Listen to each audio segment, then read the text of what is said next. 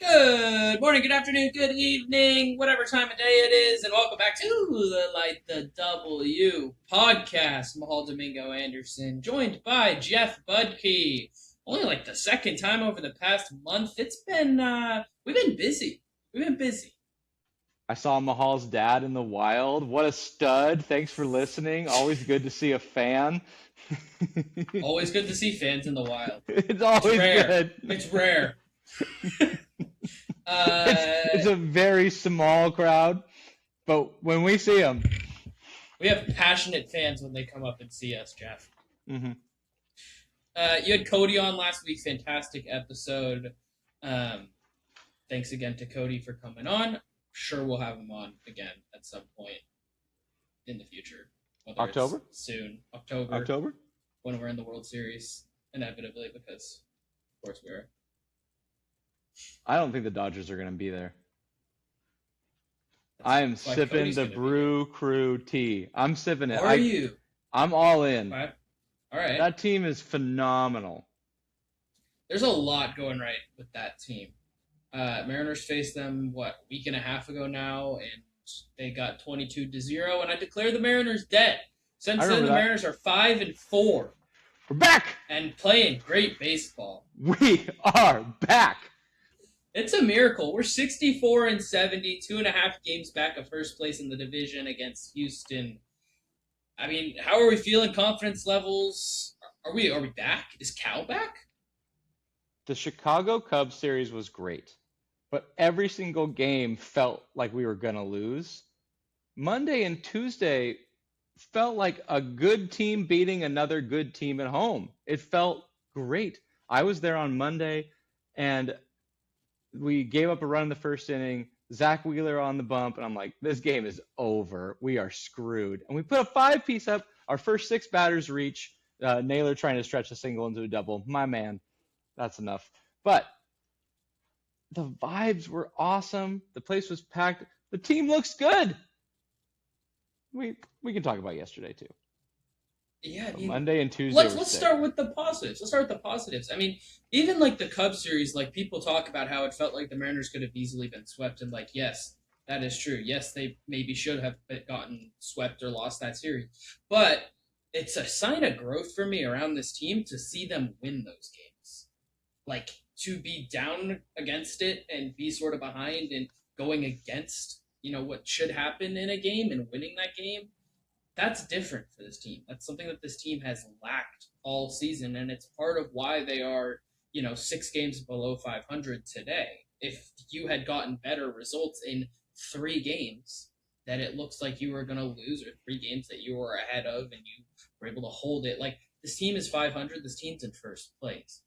So to me, seeing this team win games that maybe they shouldn't win is a great sign. And then seeing them, like you said, play freaking awesome baseball and be fun to watch and roping me all the way back in again. Like, this is what we wanted this team to be. And at this point, they're doing it without Julio producing. They're doing it without Brendan Donovan because he has a concussion because Rick Riz hit him in the head, batting cages. It's great. It's great. We are And not reporting that. Don't clip that. I'm not allowing it.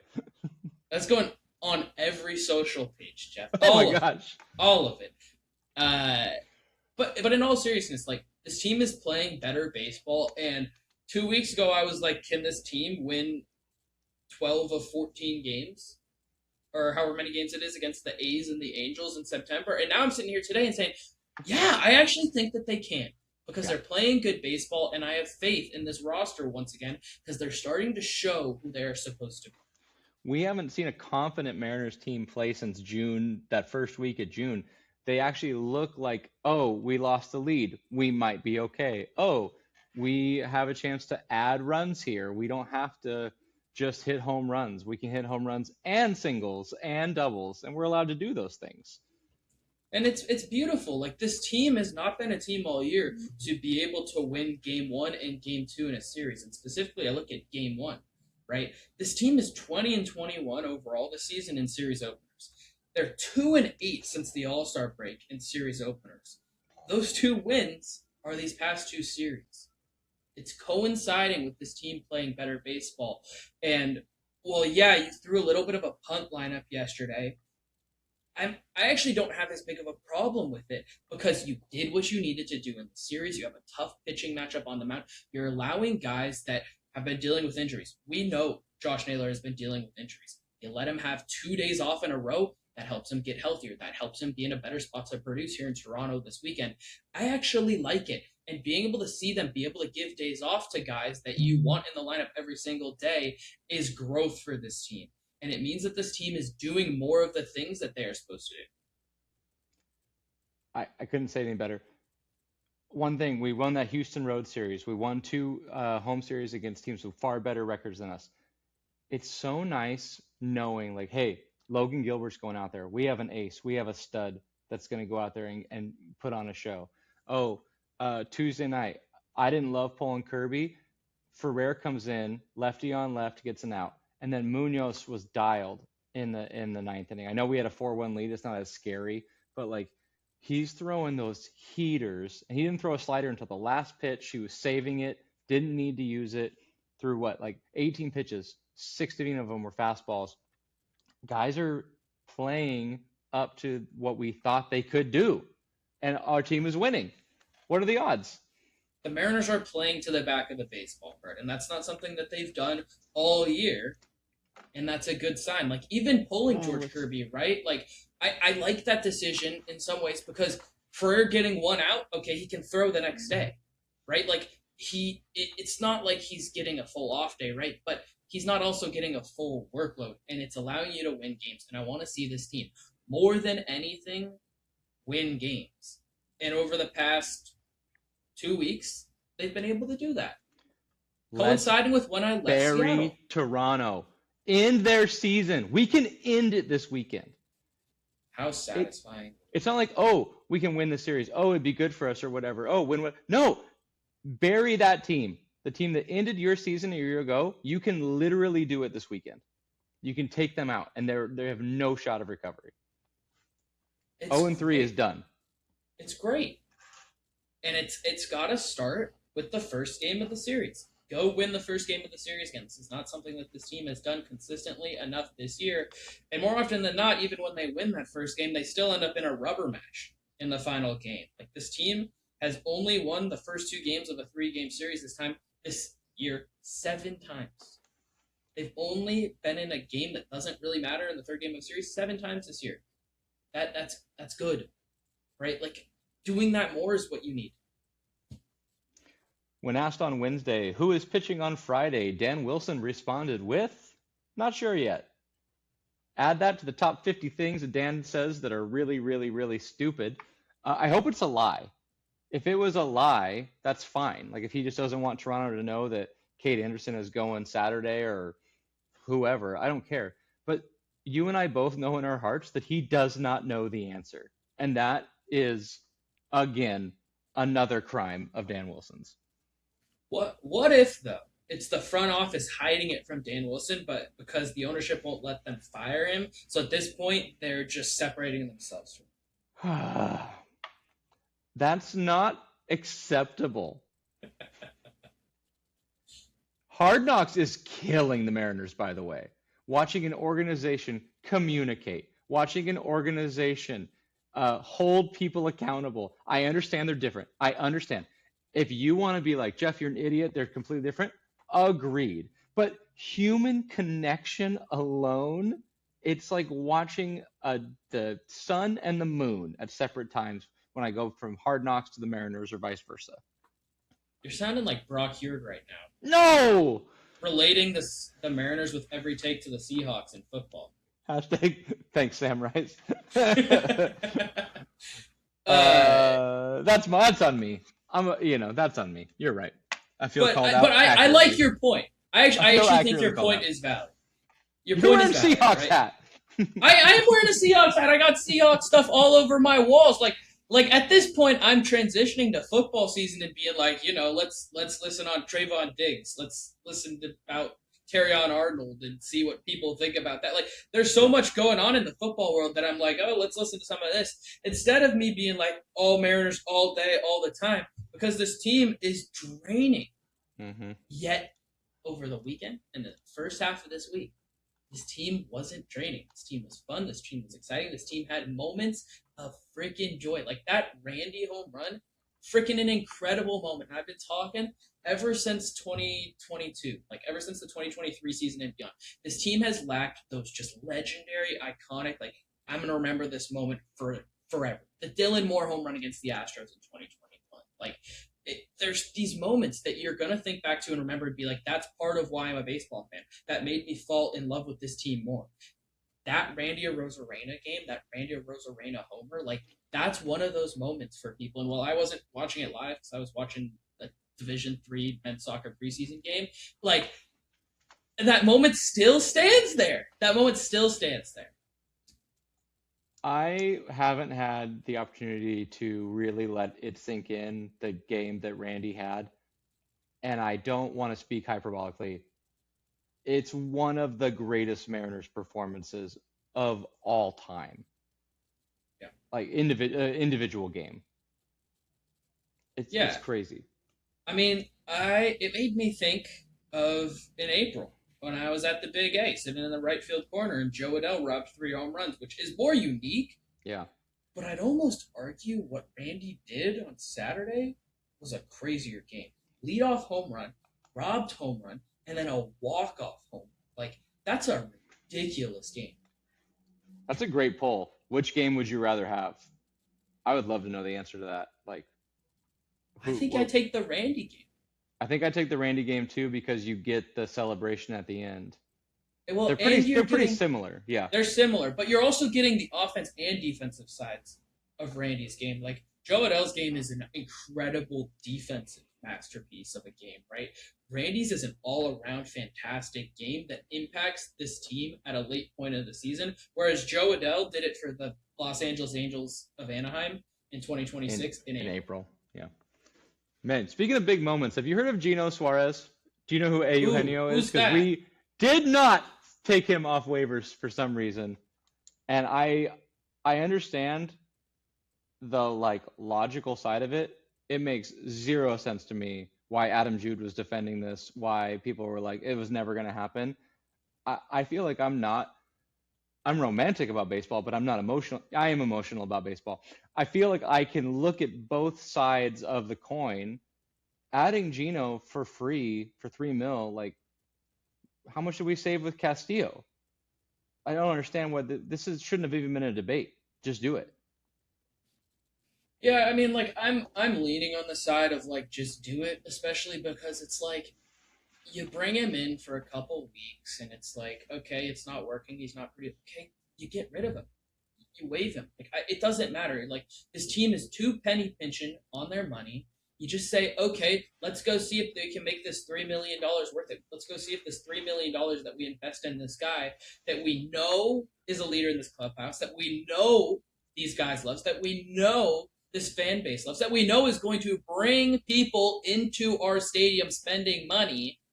Bring him in, give a little bit of money to it. He's not a perfect roster fit by any means. And it goes against a lot of what I've said, where it's like you have a whole bench of designated hitters, but you have Patrick Wisdom on your bench right now.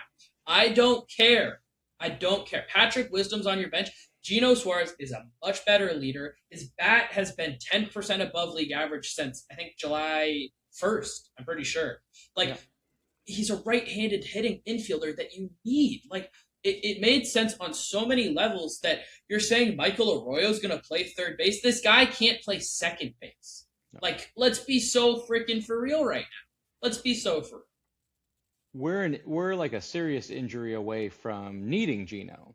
Getting him now would have just been surplus. It just Yep. seemed like an easy win. He's going to take at bats away from Weston Wilson, who occasionally hits a Solid. double, gets on base sometimes, fine. Patrick Wisdom is a quadruple A player, and Michael Arroyo, those don't overlap to me. It's probably more Leo Rivas at bats when he comes up in September to play third base when Brendan Donovan is hurt, or JP, or Cole. Oh, wait, we lost Colt. Is Roden going to stay? Is Brock Roden going to stay? I don't know how to say his name. Yes, because he can steal bases, right? Like you're Okay. telling me, I think the dumbest part of it too is like Brendan Donovan's dealt with injuries all year. Have a guy that can go play third base. Like it made sense on so many levels other than the financial side of it that it was like it's almost a no-brainer to me. And I know he's been terrible at the plate. I know he strikes out a lot, but you don't even have to play him every day. You don't even have to play him really at all. He's there for the vibes. He's basically another coach, and at this point, you add him and Dan Wilson, and maybe you have three-quarters of a manager in the dugout. There you go. I like that. From the Philly series, Wednesday's loss didn't bother me at all. Yep. It's not good podcast material, but I was like, oh, like the punt lineup, like I I would have even sat Julio at that point. The lineup was so bad anyway. I was like, put Robles out there. I don't know. Like, what are we doing? But it didn't bother me at all. Brian Wu, I was nervous about mentally, but like he's been amazing at home. Whatever, it's baseball. Yeah, I mean, there are people that have problems with it. I got into this a little bit earlier. There are people that have problems with the punt lineup. I want everyone to go back to Sunday night. Jeff, we're in a group chat. We were texting about this. Like, what is a successful series here against the Phillies? I, One win is what we came down to. One win against the Phillies that had 100%. won 7 straight games would have been successful. Now, you've given guys like Josh Naylor 2 days off. You've given Dom Canzone 2 days off. You've given Cole Young a freaking day off. Like, stacking it alongside the off day, some people are going to be like, well, that's stupid. No, I actually think that's smart because it gives them an extra period of break, an extra bit of time off. Get these guys healthier. Make sure that they're geared up for this final stretch because, yes, you need them every game. You were never sweeping the Phillies, though, and you were never going to beat Jesus Luzardo. He's one of the best lefties in baseball this year. You suck against lefties. He cooks left-handed hitters.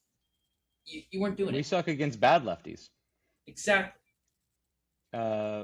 We get and if we go to Toronto, win 2 out of 3 or 3 out of 3, could Dan look like a genius?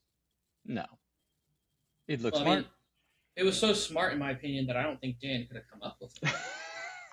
It had to have been someone else. It was Gino. He That called was him. that was Gino calling in. Rick Riz called down from the press box and said, "Yo, give Josh Naylor a day off. This guy nearly got killed in Game 1." He did. I was pretty nervous. I was scared. It looked like his neck was not. It was not good. Hmm. Mariners starting pitchers this year, Jeff. ERA of 3.97 overall. Hmm. I went and looked back at the past few years, compared that to the past few years. Last year, the Mariners starting rotation had an ERA of 3.97, the exact same it's at right now. Okay, cool. We made the postseason that year. I went back and looked at 2024, the year that made us think we could have the best rotation for 5 years in a row after that. They had a 3.38 ERA that year. Starting pitching is not the same strength that it used to be for this Mariners team. And they've called up Kate Anderson now. There's been discussion about what do the Mariners do. To me, there are 3 options. Number 1, you IL Brian Wu, or more likely Bryce Miller. And you give them the 10, 15 days, whatever it is. You say, all right, we're going to bring you back, and then you figure it out, and you push it down the road like the Mariners always like to do. Because why would you make a decision now when you can do it in 15 days? The second option is that you go back to a piggyback. This is one that I talked about a couple episodes ago. Bryce Miller alongside Kate Anderson could make a lot of sense. It would save your bullpen. It would protect you. You'd be able to use your bullpen more often and use guys for longer periods of time, use them for more outs. Like that, it makes a lot of sense to me to do that. Your third option is not a 6-man rotation. Your third option is moving Bryce Miller. You'll notice there, 6-man rotation, not an option for me. If they go to a 6-man rotation at this point in the season, that is terrible on so many levels. You need Logan Gilbert to get as many starts as he can right now. You need Emerson Hancock to get quite a few starts right now. Brian Wu, you want him to start more often. But more importantly, to me, it comes down to the bullpen. You need your bullpen at its very best to be able to throw as many innings, as many pitches as possible. You need to be able to have as short of a leash on starting pitchers as possible. If If you implement a 6-man rotation, you are an arm short in the bullpen. Your bullpen is going to be in a bad place. And you look at yesterday, right? Like the Mariners are losing pretty big, right? It didn't feel as big as 22-0, but they're losing pretty big. They still had to use some of those top leverage guys because they don't have the depth in their bullpen right now. That's not a good place to be at. You build in a natural off day for your bullpen with a piggyback. It feels almost too smart for the Mariners to do it. The injured list is not going to happen. We've been calling for it all year. We asked for Castillo. We asked for all those guys. I think we have to move past your number one. I do think that's the best option, but I don't think it's going to happen. I So agree. piggyback, hypothetical for the piggyback. Who's the next? So let's say you want to partner Kate Anderson and Bryce Miller. Yeah, that's what I Kind think. of combines your 2 and 3. To me, it can't be about innings. It's got to be about like times through the rotation because Bryce Miller is getting filleted after the first time through. Not that the first time through is going perfectly, but to me, like, are we thinking, hey, Kate Anderson, you're going 2 times through the lineup? If that's 3 innings, that sucks. If it's 6 innings, fantastic. Somewhere in the middle. And Yep. then Bryce, you're doing 1 full time through, be it 5 earned runs or 0 earned runs. We're just going 1 time through and just simplify it for these guys. I do think that's interesting. Yeah, and I think you could do that with Cade or Kirby. Like, I just, to me, like, Cade makes the most sense because then you're protecting him a little bit from having to push him into that third time through the order. And also, like, the Mariners haven't had a left-handed starter in their rotation for a while, but if you think about how Dan Wilson uses platoons, and you're not facing Dan Wilson as a manager, obviously, but if you're having Cade Anderson start games and you're getting a bunch of right-handed hitters, like, that's a better matchup for Bryce Miller. And then if Mm. they go and put in a bunch of lefties to face Bryce Miller for his time through the order, then depending on what inning it is, like you have Gabe Spire, Jose Ferrer in your bullpen, and you can go get those lefties out. It makes them use their bench, and it allows you, I think, to have a lot better of a chance to win on those start days and have Logan Gilbert start more often, have Brian Wu start more often, have Emerson Hancock start more often, which is the most important part, I think. Okay. I just want, if we're going to do the piggyback, it just needs to be like, I need it to be clear for the players. I need it to be, it doesn't need to be clear for the fans. Like, that's not what I'm saying, but it needs to be like, I don't want okay, we're all going to take a turn. Like, that didn't happen. It's never going to happen. Gilbert can't be doing that. If Kirby deserves another shot without it after last Tuesday's performance. I don't really want Brian Wu to do it because I still think he's a stud.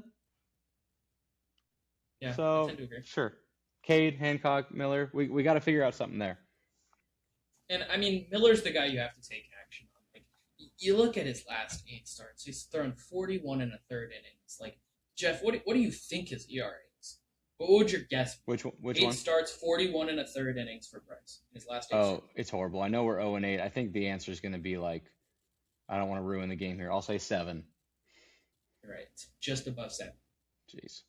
just over 7. His WHIP is over I was nervous 1.6. it was like 10. It's bad. Like, he's given up 2+ home runs for every 9 inning. His FIP, it's just under 6.5. It's lower than a 16% strikeout rate. His walk rate's over 10.5%. And on the road, his ERA is over 8 during that stretch through 4 starts. Like, it can't go any longer. Left-handed hitters are slashing 320, 397, 621 over those 8 starts against him. Like, you can't do it any longer. He has to be in the bullpen, whether it's as a true reliever type of guy or whether it's as a piggyback. And to me, piggyback makes the most sense. You keep him stretched out just in case you need him at some point later in the season, and you just have to make it clear. Like, it's like you said, you just say, okay, we're piggybacking you, Bryce. You haven't been good enough. Sorry, you're going behind Cade every 5 days, and you roll with it. Yeah. You just make the decision.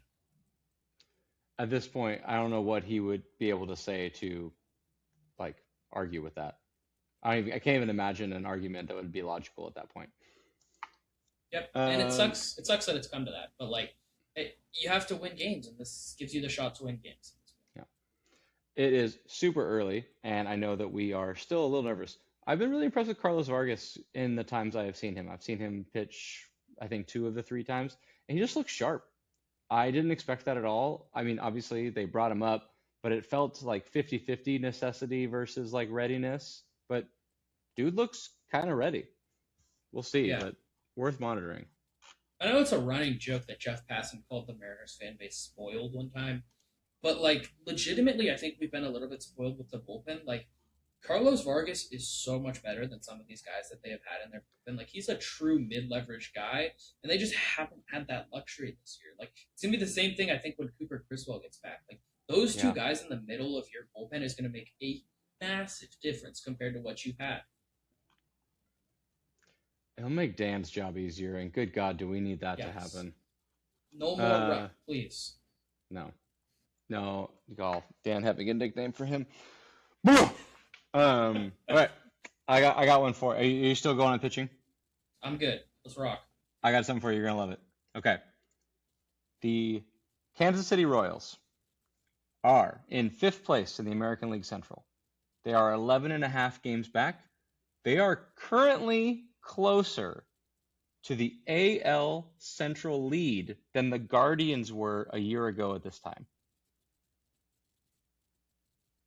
A year ago at this time, the Cleveland Guardians were 15 and a half games back, 11 games back on September 4th. The Kansas City Royals are still in striking distance, ladies and gentlemen, from fifth to first. Don't sleep on Kansas City.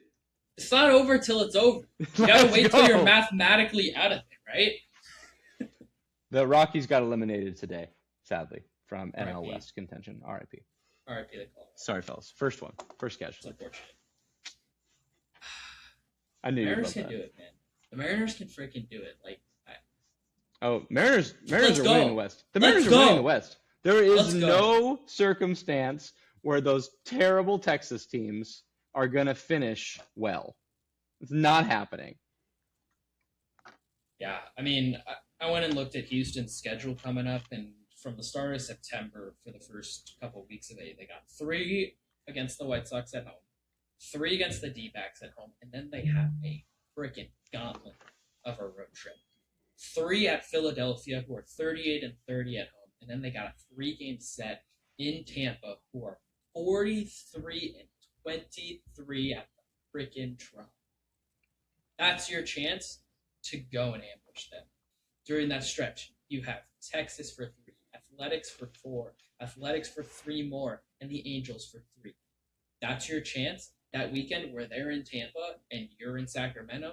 That's a huge opportunity, and you're going to be circling that on the calendar right now. Texas heads to Milwaukee this weekend, too. Fantastic stuff. Come on, Brewers. Come on. Seattle Pilots for the win. We could be in first place on Sunday. Here, I'll say it. We could be in first place on Sunday. Will we be in first place on Sunday? I don't know. Toronto's going to do something stupid. Bernie Clement. George Springer's going to hit another. We're going to let Vladdy wake up. I don't know, though. Their rotation is so battered right now. Yeah, Bieber going on the IL, and like they sold at the deadline, and then them and the Tigers kind of had this like, okay, we're still in it, we believe, and I think it's kind of petering out. Friday's going to be tough. Mariners get Dylan Cease in that game, then Jose Soriano on Saturday, Max Scherzer on Sunday. Game one's going to be tough. If you can steal that, you can steal a sweep. But you circle Saturday and Sunday as the games that you should be able to go out there and win. But most importantly, go play good baseball. Go throw the ball well on the road. Go hit the ball well on the road. And give me a series win. Whatever it takes. Did we sweep them 4th of July, or did they get one? No, they got the first one. Did they get the Dylan Cease game? Annoying. Probably. Yeah. Oh, we were over 500 then. Good time to be alive. Yeah, fun. Dylan Cease blanked us. So yeah, Friday's gonna be tough. Friday's gonna be tough. But we put how many runs against Zach Wheeler? Like this team randomly does it at times. I'm not saying they're going to, but they have the ability to. Cal's first home run. You've sat in the seats I'm at, like that T club there.